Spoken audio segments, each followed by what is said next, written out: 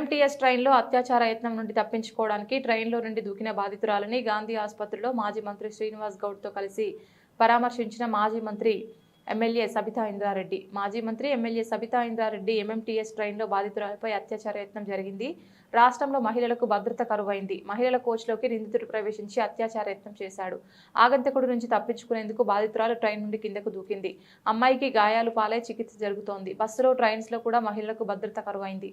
మహిళలపై అత్యాచారం కేసులు క్రైమ్ రేట్ 22% పెరిగినట్లు నివేదికలు చెబుతున్నాయి. మహిళల భద్రతపై రాష్ట్ర పోలీసులు చర్యలు తీసుకోవాలని, బాధితురాలను ప్రభుత్వం ఆదుకోవాలి. రాష్ట్రంలో షీ టీమ్స్ ఏం చేస్తున్నాయి? కమాండ్ కంట్రోల్ సెంటర్ను రాజకీయ వేదిక చేశారు. కమాండ్ కంట్రోల్ సెంటర్ పోలీసులకు వదిలేయాలి.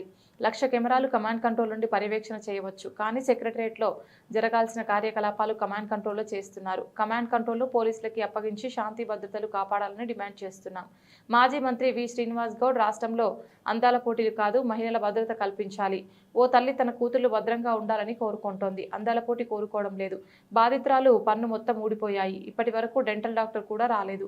బాధితురాలకు సూపర్ స్పెషాలిటీ ఆసుపత్రిలో వైద్యం అందించాలి. దేశంలో ఎక్కడ లేని విధంగా రాష్ట్రంలో కమాండ్ కంట్రోల్ సెంటర్ ఉంది. కమాండ్ కంట్రోల్ సెంటర్ ద్వారా నేరాలను నియంత్రించాలి. బస్టాండ్, రైల్వే స్టేషన్లలో సీసీ కెమెరాలు ఏర్పాటు చేయాలి. నిందితుడిని పట్టుకుని కఠిన చర్యలు తీసుకోవాలి.